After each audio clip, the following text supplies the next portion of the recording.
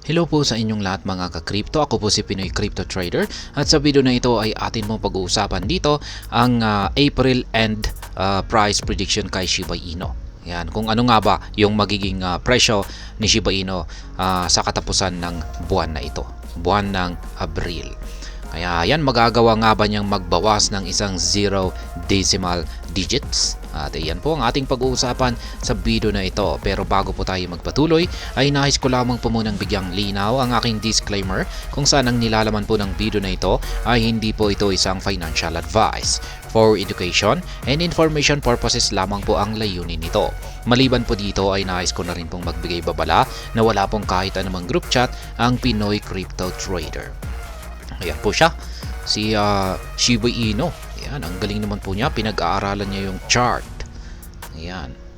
Pero sa tingin ko nagre-represent po itong si Shiba Inu na ito, na aso na ito ay nagre-represent po yan ng mga traders or investors ng Shiba Inu.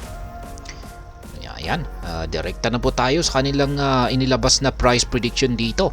Shiba Inu price prediction for April end. Shiba Inu's price currently stands at 40 digits 22.88 with a 4.9% surge in value over the last 24 hours. Ayan, nagbabago na po yung presyo ngayon ni Shiba Inu ngayon ay umangat po ng 40 digits 27.39.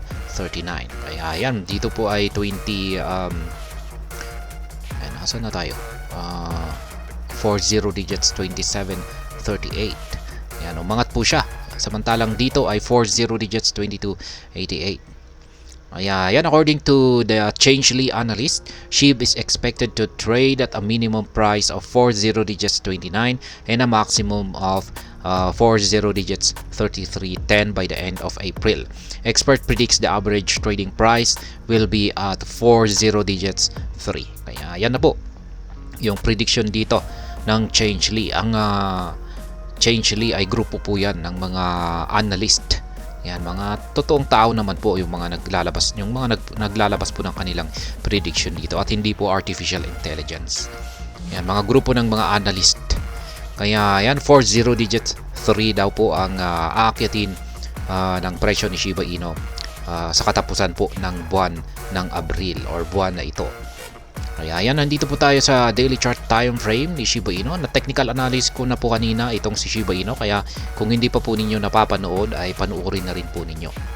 At mapapansin po natin ngayon na yung update po natin ngayon ay mukhang binabasag po niya. Sinusubukan po niyang basagin yung major resistance line natin dito sa 40 digits 27.76. At mukhang nahihirapan po siya. At ayan, maganda po, may lumalabas na po na QQE bar natin dito sa ibabaw ng ating QQE mode indicator.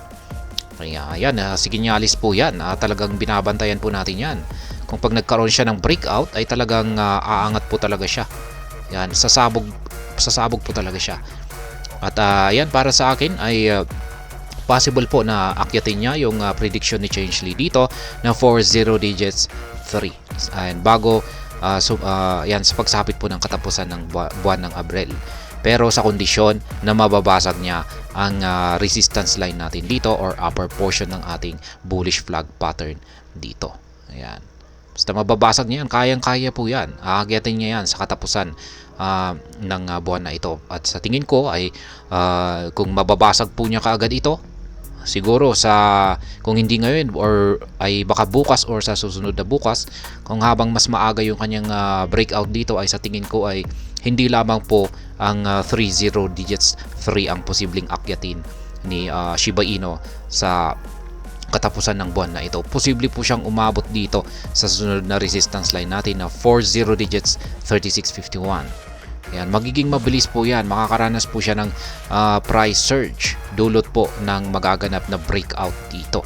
Isa po itong napaka-bullish po talaga ang mangyayari rito kung sakaling nagkaroon po siya ng breakout dito. Kasi isa po itong bullish flag pattern.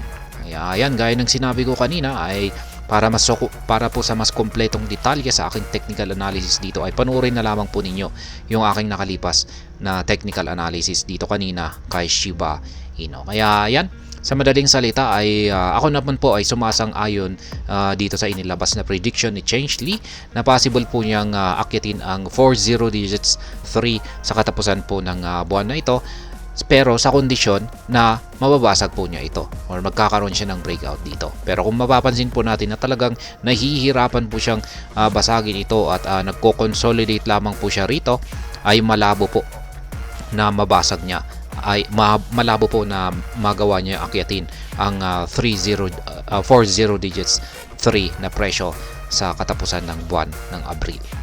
Kaya yan lamang po yung mga kondisyon. Kaya ayan.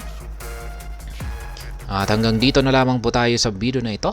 Sana po ay inyong nagustuhan ang aking paliwanag dito. Kung inyo po itong nagustuhan ay pakiclick lamang po ang like button nito. Para naman po sa mga bago lamang dito ay kayo po ay aking inaanyayahan para mag-subscribe.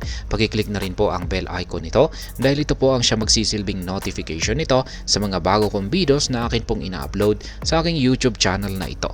Marami pong salamat sa panonood. Ingat po tayo lagi at God bless po sa ating lahat.